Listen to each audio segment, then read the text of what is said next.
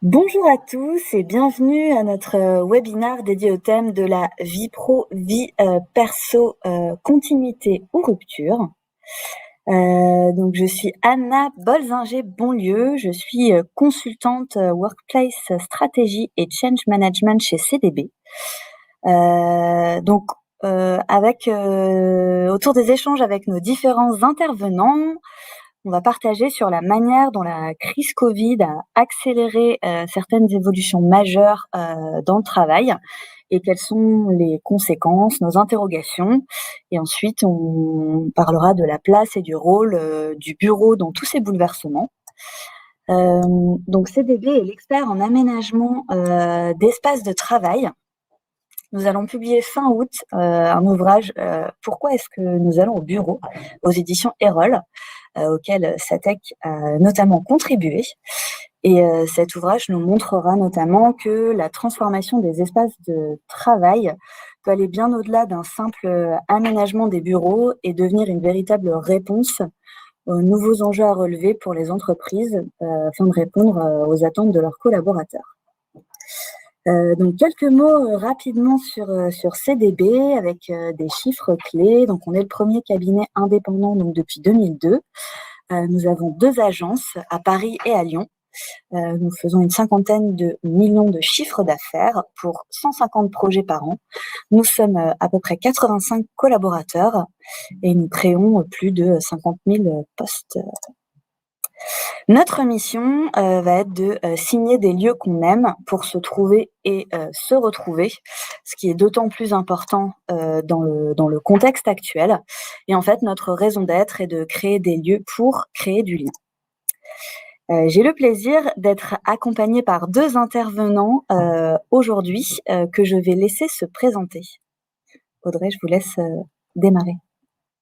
Bonjour, Audrey Sirampini-Berart, je suis DRH du groupe Satec. Audrey, on vous entend de très loin. Est-ce que vous pouvez augmenter un petit peu votre micro?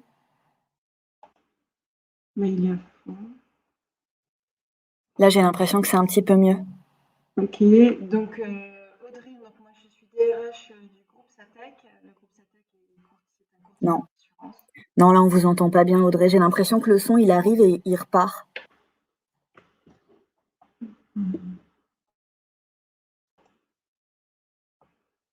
C'est mieux comme ça? Ouais, là c'est très bien, ouais, impeccable. Bon, j'ai coupé et remis mon micro, donc je suis désolée, je recommence. Donc Audrey, DRH du groupe Satec, courtier en assurance, situé principalement sur Levallois-Perret dans le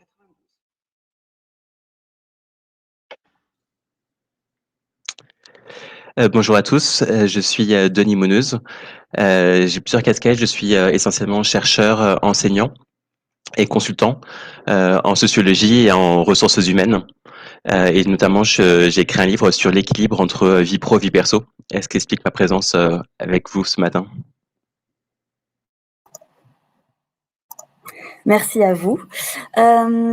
Donc aujourd'hui, on va parler de la frontière entre la vie privée et la vie professionnelle au travail. Il nous a semblé pertinent de mettre l'accent sur ce sujet suite au sondage qu'on a mené avec YouGov au mois de mai et dont les résultats nous ont interpellés. Donc, ce sont les suivants. 57% des Français qui ont un emploi estiment que la frontière entre leur vie privée et leur vie professionnelle est moins marquée depuis le début de la crise sanitaire. Et 67% des Français affirment que le lieu de travail représente aussi un espace de vie privée hors de la cellule familiale. Donc en fait, on se rend compte que finalement, il y a un certain temps de ça, la vie privée ne devait pas ou très peu, hors des impératifs, des imprévus, interférer avec le domaine professionnel. C'est quelque chose qu'il fallait cloisonner, laisser en dehors du travail. Et que cette frontière est de plus en plus floue, et d'autant plus depuis l'année qui vient de s'écouler avec l'accélération du télétravail dans les modes d'organisation. En fait, on a constaté trois grandes tendances, évolutions majeures, qui sont finalement les nouvelles formes de management entre le présentiel, le distanciel, etc. une plus grande mixité entre la vie pro et la vie perso et l'évolution des chefs d'entreprise et des salariés sur leurs souhaits et leurs manques. Donc finalement, le débat entre rupture et continuité, en effet, se pose. Donc, par rapport à ces 2 éléments-là, d'une part, le fait que la frontière entre vie perso et vie pro soit moins marquée et également, sur le fait que, les attentes des collaborateurs sont de plus en plus fortes vis-à-vis de l'entreprise. Est-ce que, ce constat est-il, partagé, chez Satec? Audrey, je vous pose, la question. Oui, tout à fait. Vous m'entendez bien là?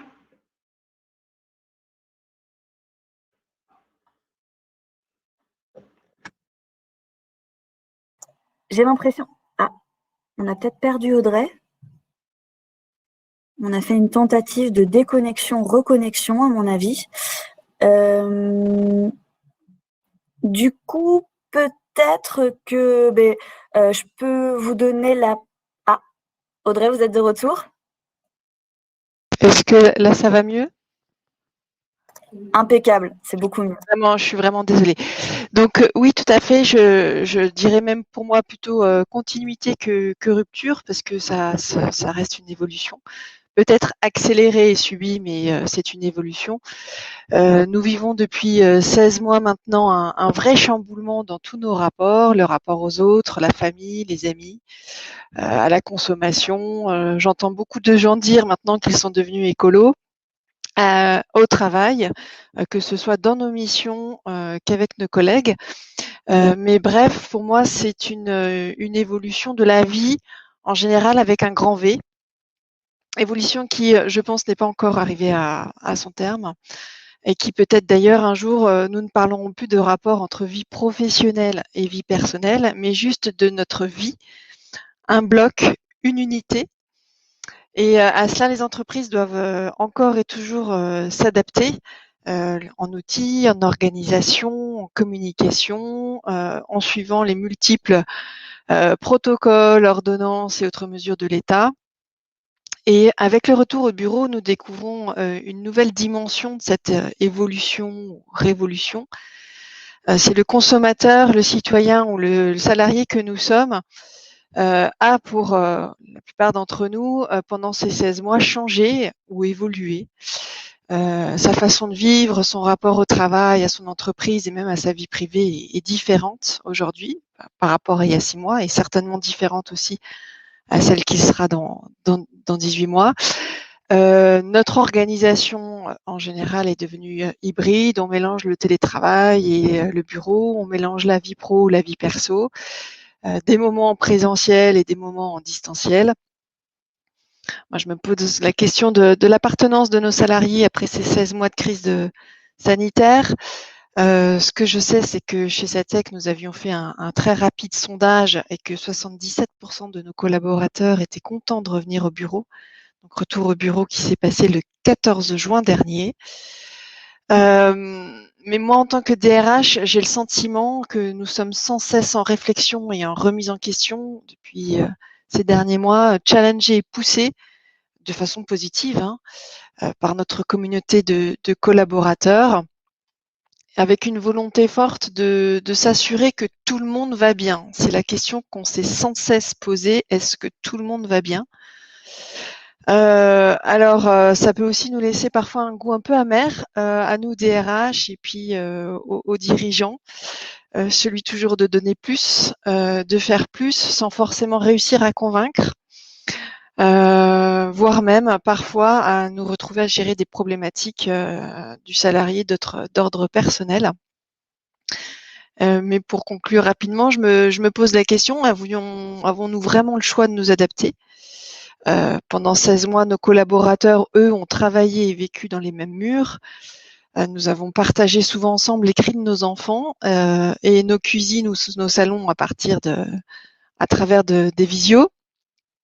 Donc, le retour au bureau est un soulagement pour certains, avec la possibilité, comme vous l'avez évoqué, de se recréer un espace de liberté à eux, donc loin de la famille.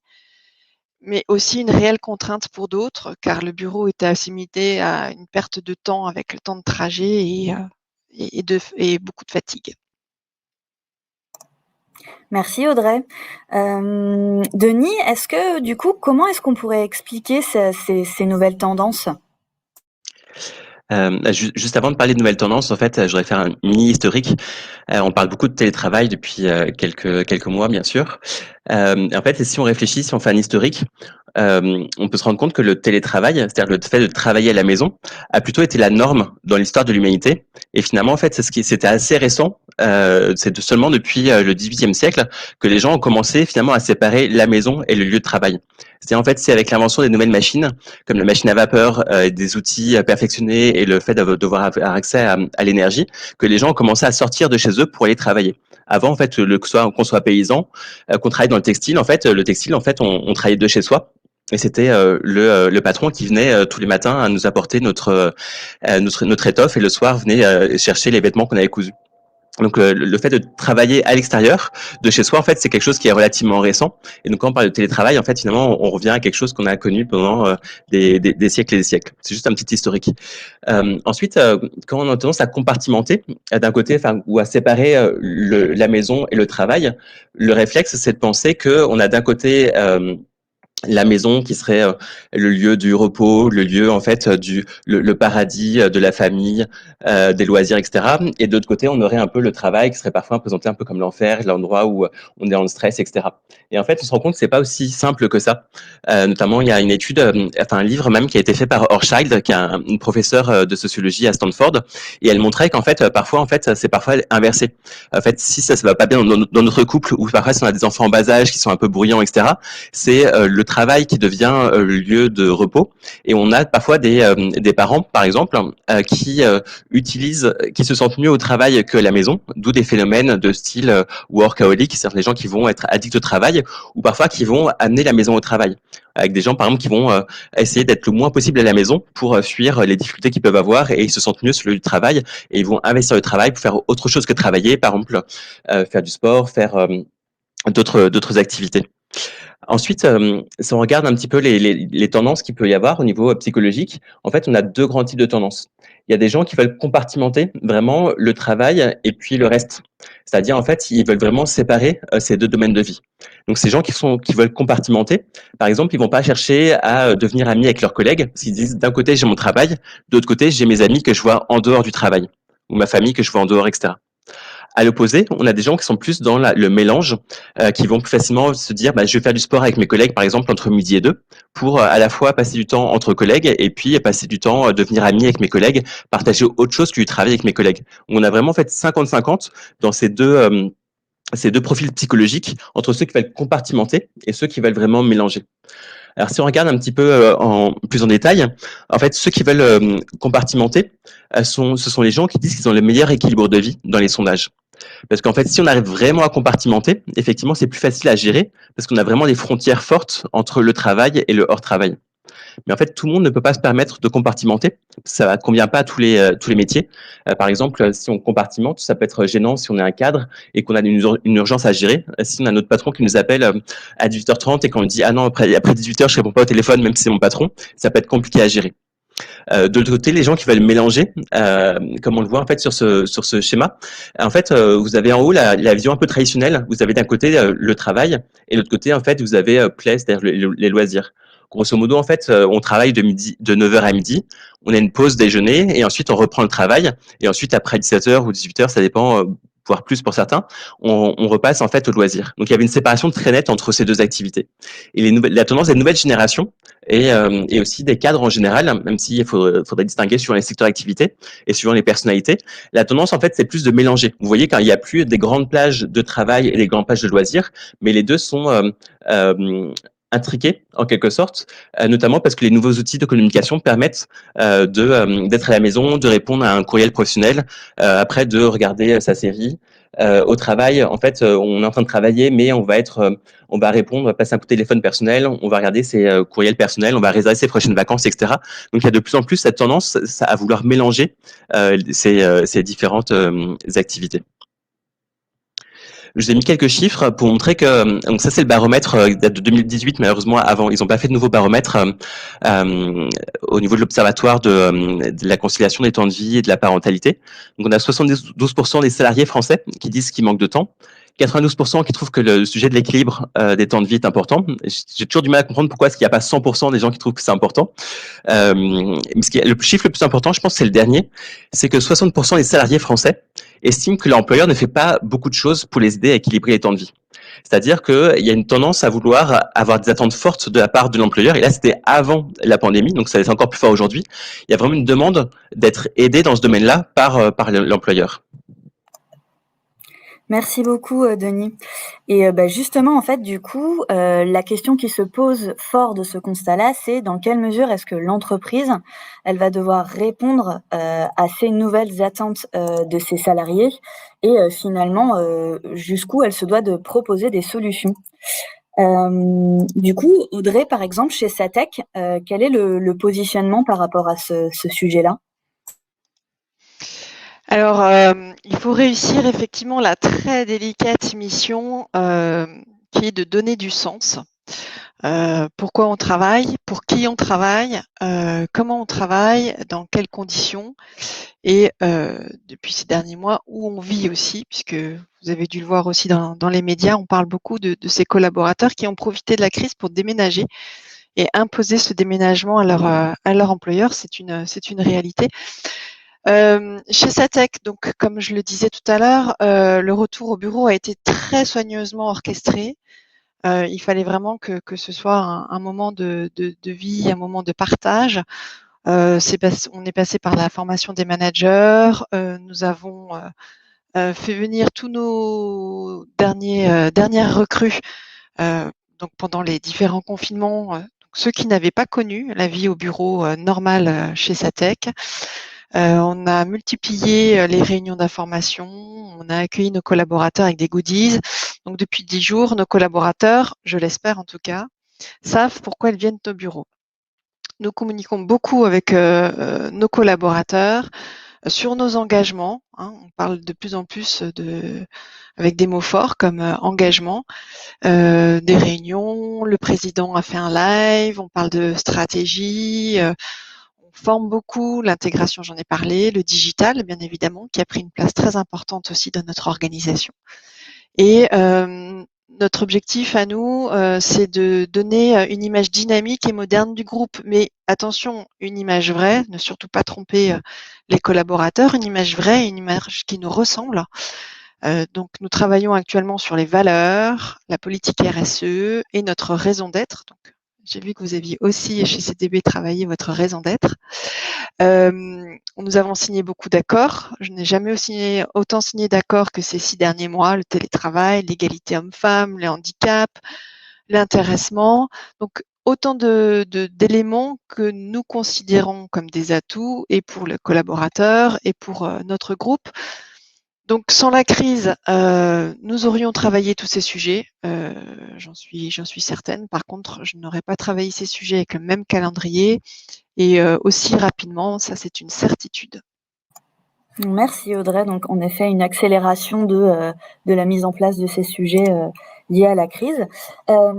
Si on essaye de prendre du recul vis-à-vis de cette situation-là que nous, on vit aujourd'hui, et qu'on regarde qu'est-ce qui peut se faire dans les autres pays du monde, Denis, est-ce que vous pouvez nous éclairer? Oui, en fait, j'ai la chance de travailler dans différents pays. Je voulais vous donner quelques exemples pour vous montrer que la culture nationale peut avoir une influence forte. Je vais commencer par exemple par le Japon. Ce qui m'avait beaucoup impressionné, c'était qu'il y avait vraiment une vie au travail. On retrouve un peu l'idée que parfois c'est plus la maison qui représente l'enfer et que les salariés sont désireux de rester tard le soir au travail pour créer une sorte de solidarité essentiellement masculine. Mais après, ça joue pas en faveur de l'égalité entre les femmes et les hommes au travail. Et donc, par exemple, il y avait l'idée, c'est qu'on allait toujours dîner ensemble. On allait acheter un bol de riz, etc. Et en fait, on dînait entre collègues ensemble, éventuellement en regardant des matchs de sumo ou en regardant des matchs d'autres sports, de baseball par exemple. Et il y avait l'idée en fait donc de faire corps et de vouloir montrer aussi que on est un bon travailleur si on reste tard le soir. Donc en fait, on restait tard le soir, mais finalement, si on regardait la productivité, elle n'était pas si forte que ça, parce qu'il y avait beaucoup de temps qu'on passait en fait à discuter entre collègues pour créer de la solidarité et pour se donner des excuses pour rester tard le soir, pour montrer à son patron que celui qui partait le plus tard, celui qui rentrait le plus tard chez lui, était celui qui était considéré comme le plus investi, le plus motivé, le plus engagé au travail. Donc il y avait des questions d'image qui étaient extrêmement importantes. Autre exemple, c'est en Suède, où les entreprises suédoises, parfois que j'ai pu voir aussi en France, vont beaucoup mettre l'accent sur ce qu'on appellerait du paternalisme. C'est-à-dire que l'entreprise va s'occuper de beaucoup de choses. Par exemple, elle va s'intéresser à ce que vous mettez dans votre assiette au restaurant d'entreprise, pour vous aider à bien manger, pour être en bonne santé. Elle va, si vous êtes malade, elle va vous proposer des centres de remise en forme qui vont pouvoir être pilotés par des médecins du travail, des médecins d'entreprise, qui vont faire en sorte de vous aider à être en meilleure forme pour revenir plus tôt travailler, pour limiter l'absentéisme, par exemple. Ou on va vous apprendre comment bien dormir, parce qu'on pense que bien dormir, c'est à la fois dans votre intérêt, mais aussi c'est dans l'intérêt de l'entreprise, parce que si on dort bien, on est moins malade, on est plus productif, etc. Donc il y a vraiment la volonté de plus mélanger le pro et le perso, avec l'idée c'est du gagnant-gagnant. C'est qu'en fait, si l'entreprise nous aide à être en meilleure forme, en meilleure santé, à travers ces différents dispositifs, c'est gagnant pour l'employé, qui aura peut-être une meilleure espérance de vie, qui sera plus en forme, qui aura moins de maladies, et c'est gagnant pour l'entreprise, qui aura une plus grande productivité et qui aura un taux d'absentisme qui sera plus faible. Un autre exemple que j'ai pu voir dans des entreprises suédoises, y compris en France, c'est par exemple des échauffements. Ils se sont rendus compte que pour des gens qui travaillent plutôt sur des métiers plus physiques, si on s'échauffe avant de reprendre le travail, en fait, il y a moins d'accidents. Et donc, en fait, il y avait l'idée d'avoir un coach sportif qui aide les gens à s'échauffer avant de prendre le travail pour être en meilleure forme. Et puis, je vais prendre un troisième exemple, c'est l'exemple du Canada. Où j'habite en partie aujourd'hui. Au Canada, en fait, il y a des contraintes à la fois culturelles et des contraintes météo, du point de vue de la météo. En fait, le télétravail est développé depuis beaucoup plus longtemps qu'en France, par exemple. C'est le cas aussi dans les pays du nord de l'Europe, tout simplement pour des raisons aussi météorologiques. Ce qui fait, c'est que parfois l'hiver, il y a des tempêtes de neige et on peut pas les prévoir plusieurs jours à l'avance. Donc, ce qui se passe, c'est que souvent, en fait, lorsque la météo dit qu'il y a un risque de tempête de neige, les employeurs vont dire, écoutez, demain à 5 ou 6 heures du matin, on va vous envoyer un courriel et dans le courriel, on vous dira, est-ce que vous devez venir travailler ou pas? Donc, s'il y a un risque fort de tempête de neige, on va dire aux gens, demain, tout le monde en télétravail. Donc, nécessairement, le télétravail était répandu et rendu possible bien avant la pandémie, parce qu'il y avait ces risques météo qui faisaient que de temps en temps, régulièrement l'hiver, en fait, on demandait à ce que tout le monde soit en télétravail. Donc, il y avait déjà une anticipation de tous les outils nécessaires pour que chacun puisse travailler de chez lui avec les outils informatiques, la sécurité informatique, etc. Et puis l'autre exemple au Canada, c'est aussi des modèles de choix de société. Il y a vraiment, notamment au Québec, il y a vraiment une importance qui est très forte qui est donnée à l'équilibre de vie. Et donc ça viendrait jamais, sauf vraiment urgence absolue, ça viendrait jamais l'idée d'un patron de téléphoner après une certaine heure à ses collaborateurs ou d'envoyer un courriel après une certaine heure, parce qu'il y a vraiment la tradition de passer le dîner en famille. Et en fait, le dîner au Canada, c'est vers 17h30, 18h. Donc ça fait que nécessairement les gens sortent beaucoup plus tôt du travail, mais en échange, le modèle fait que les gens vont manger en une demi-heure, donc beaucoup plus rapidement. Il y a moins et chacun amène son assiette, enfin ou son contenu à réchauffer. Il n'y a pas l'idée qu'on va passer une heure ou une heure et demie à prendre un café ensemble avec les collègues, on va passer du temps à déjeuner avec eux. Donc on réduit en fait les temps de pause et en échange, on va aussi réduire les temps de vacances. Mais en échange, en fait, même quand on est cadre, voire cadre supérieur, à 5h, 5h30, on peut partir pour être à 6h au plus tard chez soi pour manger en famille. Donc voilà différents modèles. Il y en aurait encore bien d'autres, mais pour éclairer un petit peu et voir d'autres possibilités possibles. Oui, c'est vrai que c'est intéressant. On voit qu'il y a énormément de paramètres qui entrent en compte en fait dans ces éléments-là.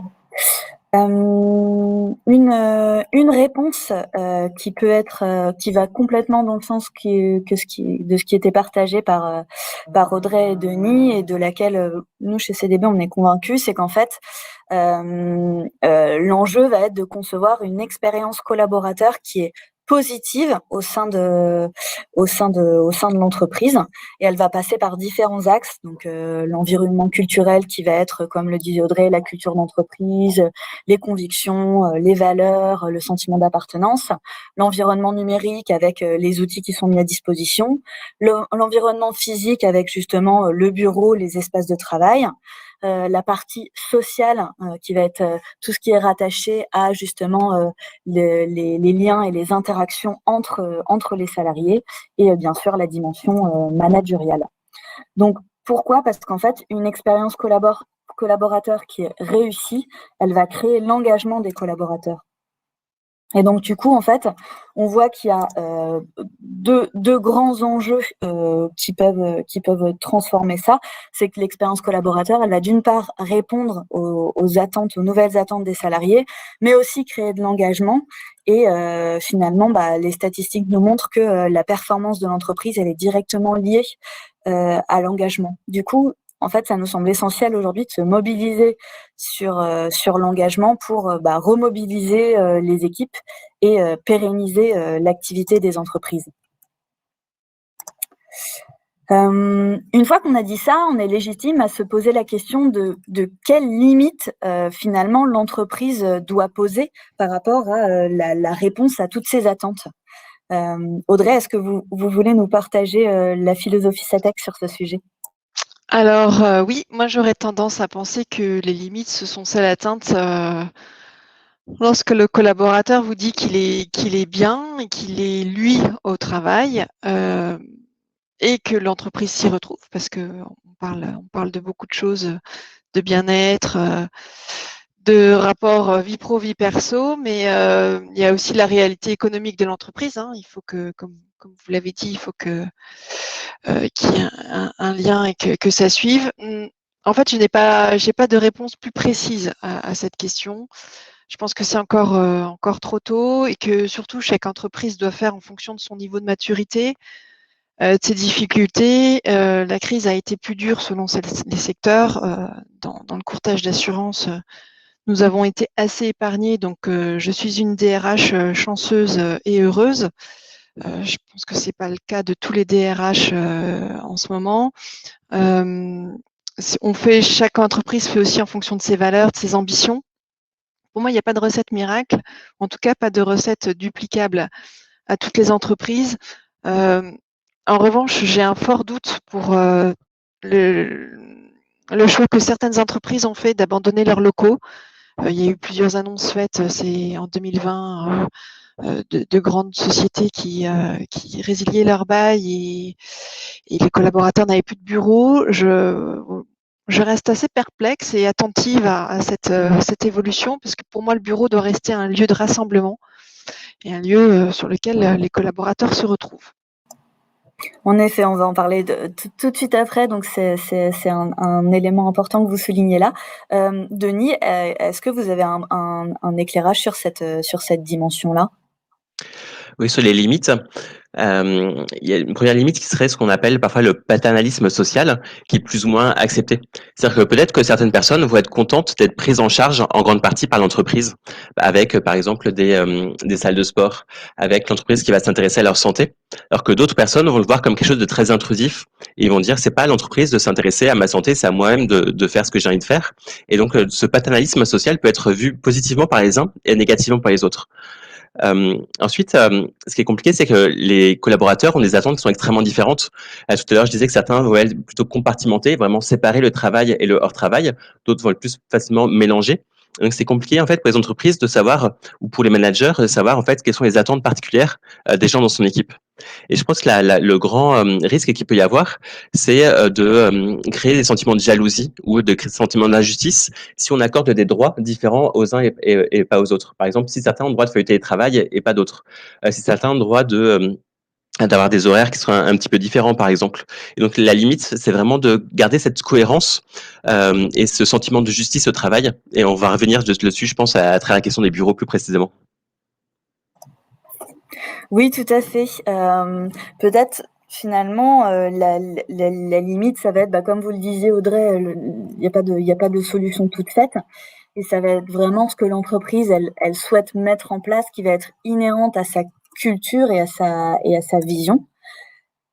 Et finalement, donc du coup, quelle est la place du bureau dans tous ces éléments, dans tous ces éléments-là, pardon. Chez CDB, en fait, on a une conviction, c'est que le bureau d'une entreprise, c'est un lieu qui incarne ses valeurs et sa culture. C'est un lieu qui va nourrir le sentiment d'appartenance à l'organisation et à l'entreprise. Et qui du coup est une réponse à justement les nouvelles demandes ou en tout cas les problématiques qu'on rencontre aujourd'hui. Et justement, du coup, je vais donner la parole à Audrey parce que Satech a aménagé dans des nouveaux locaux, donc sur lesquels on a eu le plaisir d'imaginer. Donc à la fin 2018 à Levallois-Perret. Oui. Nous avons été bien inspirés en 2018 de travailler sur ce projet et avec vous. Nous sortions de locaux qui étaient vieillissants sur Paris pour arriver dans un immeuble neuf à Levallois.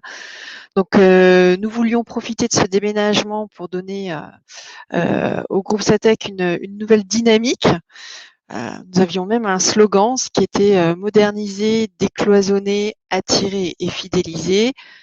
En fait, en 2018, nous avons fait notre révolution, nous avons tout changé. Donc, lieu de travail, nos outils, nos process, notre façon de travailler. Donc, vous voyez des images défiler de notre lunch qui a été aussi très réfléchi. Donc, c'est un espace de vie unique sur notre site de Levallois, dans lequel tous nos collaborateurs peuvent se rassembler autour d'un café. Nous avions même jusqu'à il y a un an un barista qui nous servait nos boissons chaudes, notre petit déjeuner. Au même étage, nous avons fait installer aussi une salle de sport qui est malheureusement encore fermée. Mais en tout cas, en 2018, nous étions déjà persuadés que l'environnement de travail était primordial.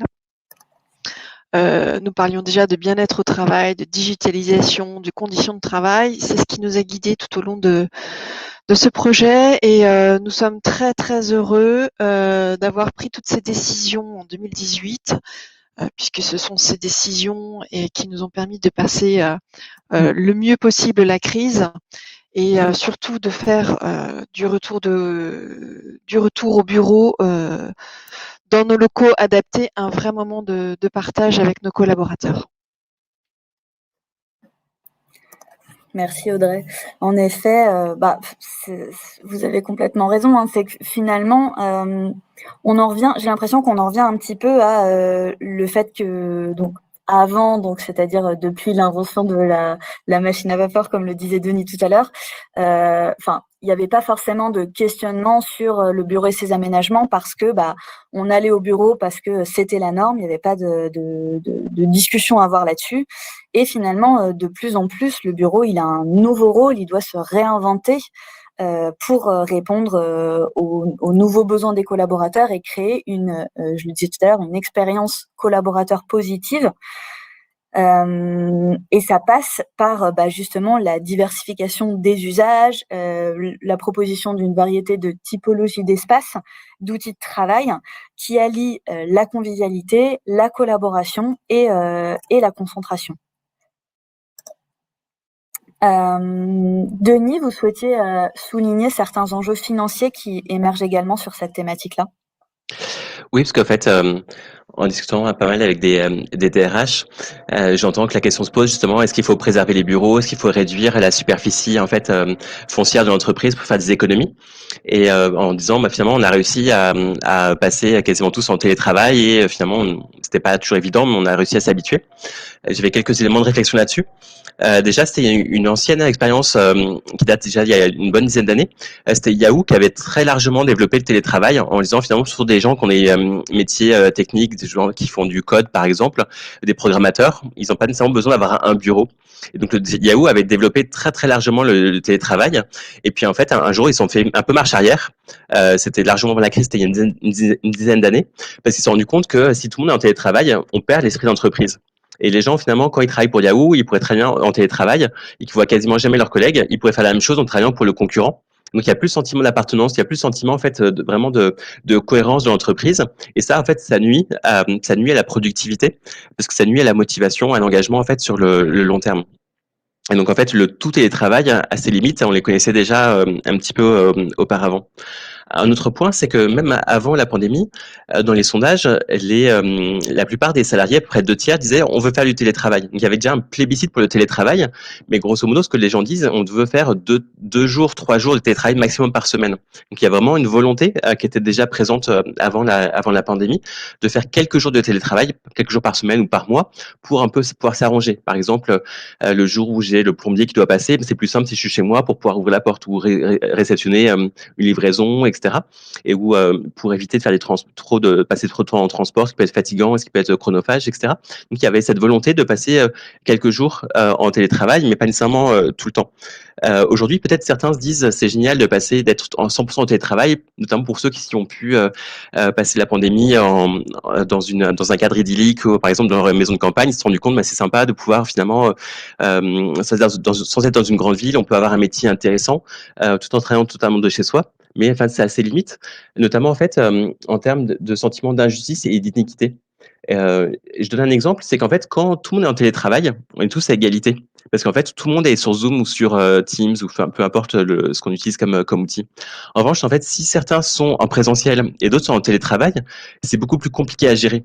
Parce qu'en fait, ceux qui sont en télétravail, ils vont pas entendre ce que les gens auront dit juste avant la réunion, en prenant un café par exemple, ou avant qu'on allume l'outil qu'on utilise, ou peut-être ce qui va se dire après. Ils vont pas être aussi à l'aise pour prendre la parole par exemple, parce qu'on va peut-être avoir tendance à les oublier s'il y a que une ou deux personnes en télétravail. Donc ça renforce le risque en fait de déséquilibre. Et en fait, on sait que avant la crise, on savait que les gens qui étaient en télétravail et qui étaient longtemps en télétravail, il y avait un risque d'invisibilité et ça pouvait nuire à leur carrière parce qu'on pensait moins à eux. On a l'impression qu'ils étaient moins impliqués au travail dans l'entreprise. Et donc, vouloir réduire à tout prix le coût des locaux en disant qu'on va passer beaucoup de gens en télétravail, etc., ça peut être un calcul à court terme et ça peut nuire en fait au sentiment de justice sociale, à la cohérence et puis au sentiment d'appartenance. Ouais, tout à fait, c'est des éléments qu'il est important d'avoir en tête. Pour étayer votre discours, Denis, en effet, hein, la variable financière fait évidemment partie des critères qui sont structurants pour les entreprises. On vous confirme que la tendance cette année, c'est vraiment la réduction des surfaces d'une vingtaine de % d'ici 2-3 ans. Parce que, en effet, comme la dimension télétravail va augmenter, il y aura des bureaux qui seront inoccupés. Donc, finalement, l'objectif, c'est d'aller vers des aménagements qui auront plus de flexibilité. Donc, en effet, oui, la tendance sera de passer pour beaucoup vers du flex office, mais dans un but de faciliter les interactions en équipe. Et oui également à la question de la réduction des mètres carrés, donc des surfaces, mais pour en fait offrir une davantage de diversité dans les usages. Peut-être pour faire le petit focus sur la question donc pourquoi allons-nous au bureau finalement? Un élément dont on est convaincu, c'est de se dire si on revient au bureau pour faire exactement ce qu'on faisait chez soi et qu'on faisait bien chez soi, ça n'a aucun intérêt. Et donc CDB, on a identifié trois moteurs, trois on va dire dimensions ou types d'attentes pour lesquelles on a envie d'aller au bureau, les collaborateurs ont envie de se rendre au bureau. Une dimension qui va être de l'ordre du rationnel, donc c'est-à-dire ça va appeler tout ce qui tourne autour des équipements qui sont mis à disposition au bureau, donc les écrans, la climatisation, les sièges ergonomiques, la variété dans les typologies d'espace, les postes de travail, les salles de réunion, les services. Une seconde dimension qui est plus de l'ordre de l'émotionnel, qui va être ce fameux lien social entre les collaborateurs, les réunions, les rencontres, les événements, tout ce qu'on appelle finalement cette fameuse vie privée hors de la cellule familiale. Et une troisième dimension qu'on a identifiée, qu'on qualifie plutôt du sentiment d'appartenance, donc à l'entreprise, au collectif, et donc cette notion de communauté qui est d'œuvrer dans un objectif commun, d'être dans une dynamique de groupe, donc qui comprend également des rituels, célébrer des succès, mais aussi sentir de la solidarité pendant les périodes un peu intenses de rush au travail, etc. De la transmission également. Voilà, donc ça nous semblait important de vous partager ces éléments-là. Ce que je vous propose, c'est de passer à la phase de questions-réponses. Donc, je vous invite à poser vos questions dans le chat par écrit, et on sélectionnera, enfin on identifiera les questions auxquelles on peut répondre. Peut-être une première question qu'on a identifiée par rapport à ce que vous disiez, Denis, justement sur le schéma avec les rythmes de journée qui ne sont plus, on travaille de 9h à midi et de 13h à 17h, mais les journées sont beaucoup plus saccadées. Du coup, quid du code du travail? C'est-à-dire, il y a des réglementations, ou en tout cas une législation qui gouverne ça. Comment gérer ça, ou comment appréhender ça avec justement les lois qui encadrent? Et c'est une très bonne question. Effectivement, en fait, c'est un sujet que j'aborde souvent avec des DRH qui pensent que de plus en plus, le Covid travail est dépassé par rapport à la réalité, ou surtout par rapport à la diversité des façons de travailler aujourd'hui. Et on sait par exemple que c'est pas celui qui travaille le plus, que le temps de travail c'est pas toujours un bon indicateur. Par exemple, c'est pas celui qui passe le plus de temps au travail qui sera le meilleur collaborateur, qui sera le plus performant. Au contraire, parfois certains font du présentisme contemplatif, ils sont très souvent présents, mais ils sont pas très productifs. Donc en fait, de plus en plus, on se rend compte que le temps n'est pas nécessairement la meilleure variable. Le problème, c'est que le législateur, c'est compliqué pour lui de prendre en compte d'autres dimensions. Même si parfois on peut essayer de prendre en compte la dimension du temps en badgeant, mais on va pas s'amuser à aller, je vais pas débadger lorsque je vais passer 5 minutes à regarder mes courriels personnels, je vais pas les rebadger, etc. Donc en fait, c'est très difficile à pouvoir prendre en compte. Et ce qu'a fait le législateur, c'est en fait finalement c'est les forfaits. Un travail en forfait jour, en fait, c'était un petit peu la réponse à ce qui était très développé chez les cadres, voire sur d'autres types de populations dans l'entreprise. En fait, c'est qu'on met les gens en forfait et on gère les gens par objectif. Et donc finalement, c'est un peu à chacun de voir comment il s'arrange pour dans sa journée. Le principal, c'est que pour l'entreprise, les gens atteignent leur objectif. Et derrière, de plus en plus, on va mettre des éléments variables de rémunération derrière ces objectifs pour pousser les gens à tenir leur objectif. Et puis, et si les gens font une pause, par exemple, à midi une demi-heure ou font une pause d'une heure, peu importe. Ce qui est important, c'est que c'est que les collaborateurs puissent tenir leur objectif. Et du point de vue de l'entreprise, ce qui compte, c'est en fait faire en sorte que les gens prennent bien leur temps de repos, leur RTT, etc., pour pouvoir être en lien avec le Covid travail. Mais effectivement, c'est de plus en plus, les DRH que je rencontre ont l'impression que le Covid travail est de plus en plus dépassé par rapport aux nouvelles réalités. Oui, donc il y aurait peut-être une notion de faire évoluer ce cadre-là pour poursuivre les nouvelles tendances, ou en tout cas les nouveaux modes de travail. Merci Denis pour cette réponse à la question de Rémi. J'ai une nouvelle question là de Sixtine qui est là plutôt pour Audrey, qui est selon quelle modalité s'est passé le retour au bureau chez Satech et combien avez-vous de salariés? Donc là, j'imagine, Sixtine, que votre question c'est qu'est-ce qui a été mis en place ou comment s'est organisé le retour au bureau chez Satech? Je vous laisse la parole, Audrey. Alors, Satech, nous sommes 350 collaborateurs sur 6 sites, mais principalement, comme je le disais tout à l'heure, sur le Valois-Perret, donc 300 collaborateurs environ. Nous avons fait le choix de revenir à notre nouvelle organisation, notre nouvelle normalité. Donc le 14 juin, c'est un retour qui a été annoncé aux équipes dès la mi-mai, un bon mois avant le retour pour que chacun puisse s'organiser, intégrer l'information. Avant la crise, nous avions 1 jour de télétravail par semaine. Et là, donc au mois de juin, nous avons signé un nouvel accord avec nos représentants du personnel pour passer à 2 jours par semaine. Donc nous sommes revenus avec cette organisation hybride, 3 jours au bureau, 2 jours à la maison.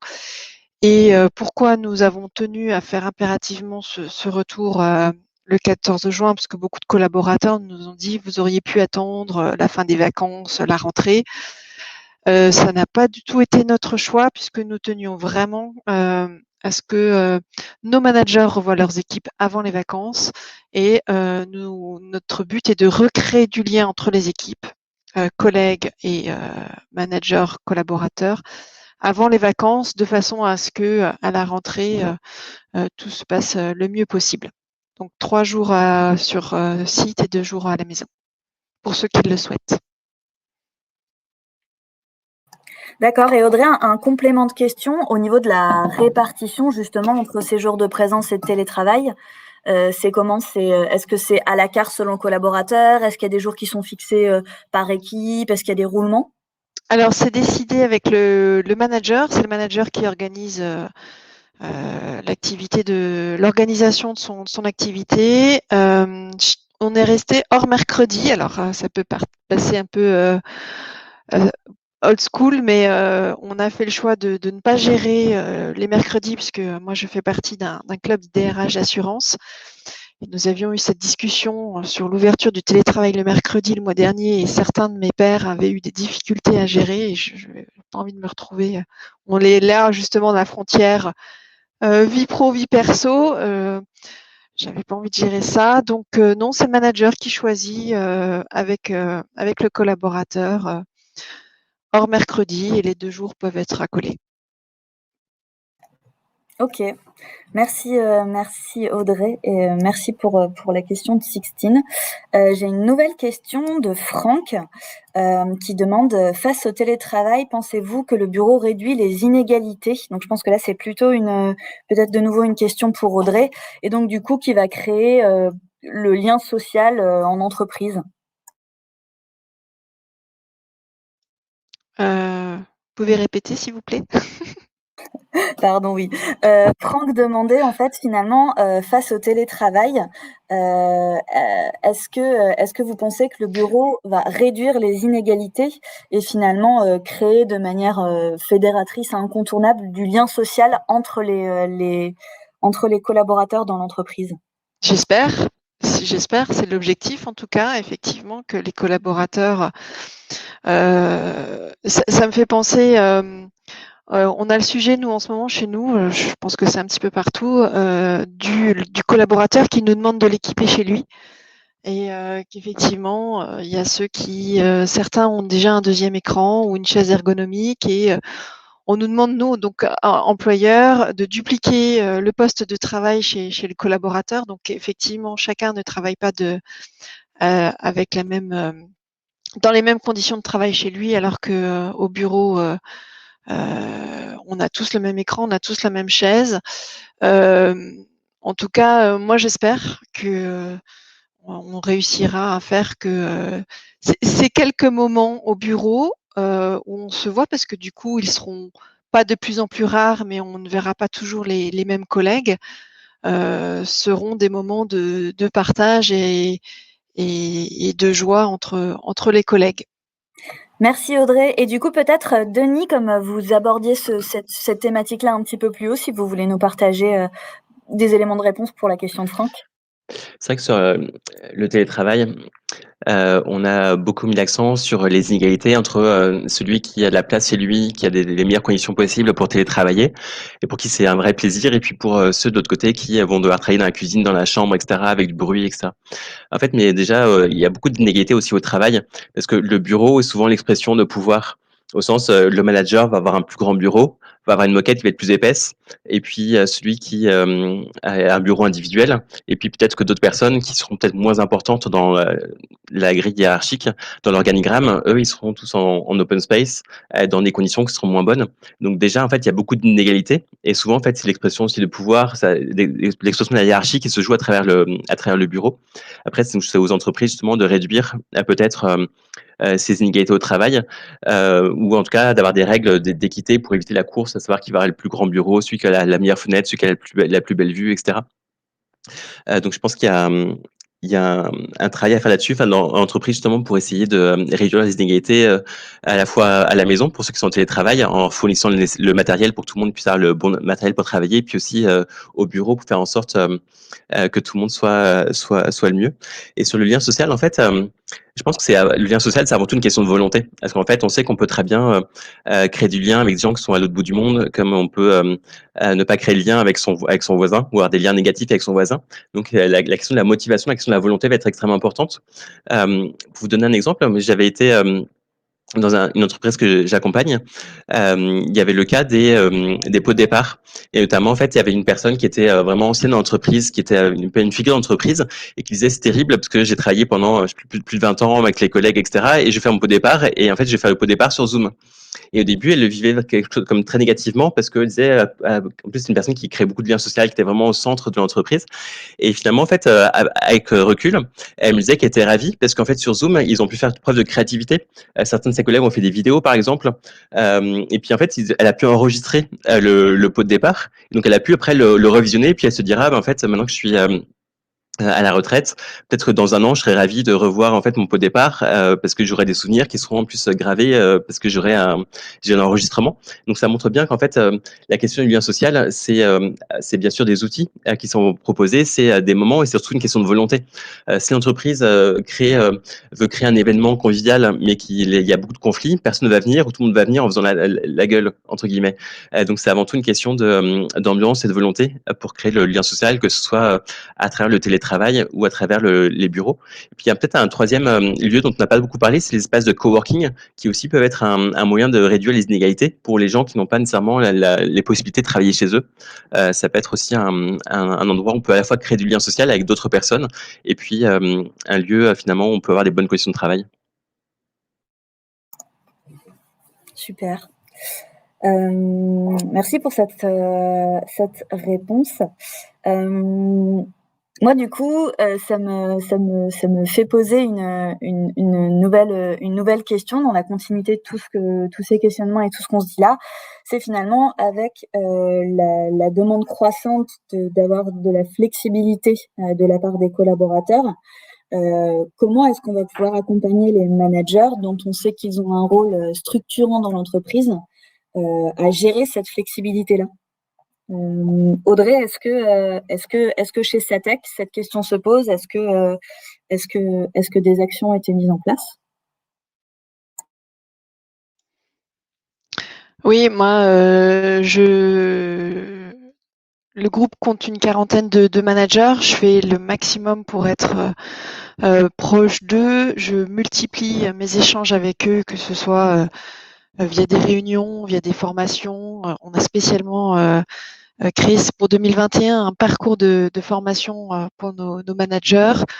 Mais finalement, j'ai envie de vous dire que le but, c'est pas forcément de leur apprendre quelque chose, c'est pas forcément mais c'est de créer du lien entre eux, avec nous, de les obliger à partager leur expérience, leurs difficultés, et à partir du moment où je les vois échanger entre eux, où moi j'arrive à créer ce lien de proximité avec eux, je me dis que c'est gagné et que c'est le plus important en fait. Ce que je veux absolument réussir à générer, ou créer, c'est que si un jour il y a une difficulté dans leurs équipes, si un jour il y a un problème à gérer, qu'ils osent en tout cas ou se rapprocher de moi ou se rapprocher de leur père.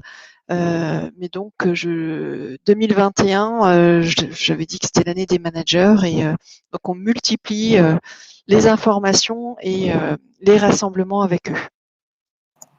Merci Audrey. Et Denis, peut-être sur cette même question? Oui, je pense que 2022 sera encore l'année des managers. En fait, c'est vrai que les managers, notamment les managers de proximité, ont un rôle extrêmement important. Justement, j'ai sorti un livre il y a 3 semaines sur ce sujet-là. Et en fait, je faisais de la vulgarisation scientifique dans l'introduction. Et en fait, toutes les études montrent l'importance des managers. Notamment, les managers ont une importance sur le sentiment de bien-être. Les managers ont une importance sur la santé au travail des collaborateurs. les managers ont une importance sur la sécurité, sur le niveau d'engagement, de motivation. Donc, c'est vraiment en fait la clé de voûte de l'entreprise. La colonne vertébrale de l'entreprise, c'est le management de proximité. Après, de ce que j'entends des DRH ou de ce que je vois dans les entreprises que j'accompagne, les managers ont beaucoup souffert, ont été extrêmement fatigués avec cette pandémie, les conséquences que ça a pu avoir, parce que ils ont dû se réinventer pour la plupart, pour apprendre à gérer à distance et s'adapter aux outils, s'adapter aux besoins de leurs collaborateurs, etc. Et donc effectivement, en fait, c'est une question clé. Euh, Après, je pense que c'est l'occasion pour les managers, justement, pour certains, peut-être qui avaient une vision un peu traditionnelle du management, au sens j'ai besoin de contrôler, j'ai besoin d'avoir les gens sous mes yeux pour pouvoir contrôler ce qu'ils font, etc. Parce que j'ai du mal à déléguer, j'ai du mal à faire confiance. J'ai une vision du management qui est un peu du micro-management, où j'ai toujours un peu sur le dos des gens, etc. Peut-être ça les a obligés à avoir un rôle plus d'animateur, un rôle en fait où le manager va plus être là lorsque les collaborateurs ont besoin d'eux et absent lorsqu'on n'a pas besoin d'eux, pour pas être dans le flicage, pas être dans le dos de personnes qui peuvent se sentir un peu trop surveillées. Donc c'est en fait le développement du télétravail, c'est une bonne chose pour inviter les managers à s'interroger sur quel est leur rôle, quelle est leur valeur ajoutée, qu'est-ce qu'ils apportent et quels sont les besoins de leurs équipes. De plus en plus, en fait, un mode de leadership dont on parle dans les littératures scientifiques, c'est ce qu'on appelle le servant leadership. En fait, c'est un peu l'idée du manager serviteur. Le manager, la première question qu'il doit se poser, c'est qu'est-ce que je peux, enfin, la première question qu'il doit se poser par rapport à ses collaborateurs, c'est qu'est-ce que je peux faire pour vous? Comment est-ce que je peux vous aider pour que vous soyez dans les meilleures conditions possibles pour bien travailler? En fait, ça renverse un petit peu le rôle du manager qui, avant, pouvait avoir tendance à vouloir être un peu un petit chef qui contrôle. Et là, en fait, de plus en plus, il doit se mettre au service de ses équipes pour voir comment il peut les aider pour que ces équipes soient les mieux à même de bien travailler. Merci Denis et Audrey pour vos réponses. Et donc l'heure tourne, donc je vous propose de clôturer. Alors j'aimerais terminer ce webinaire en remerciant donc nos deux invités Audrey et Denis. Chez CDB, nous sommes convaincus que le bureau est et restera un catalyseur de sérendipité, de collaboration et également de l'identité de l'entreprise. Cette interdépendance entre la vie professionnelle et la vie privée, elle va continuer. Et c'est plus que jamais en fait le moment de repenser ces bureaux pour créer des lieux où il fait bon venir se retrouver, bon venir collaborer, travailler ensemble. Donc voilà, créer des lieux pour créer du lien. Merci à tous pour votre participation et à bientôt. Merci à vous. Bonne journée. Au revoir. Merci, au revoir.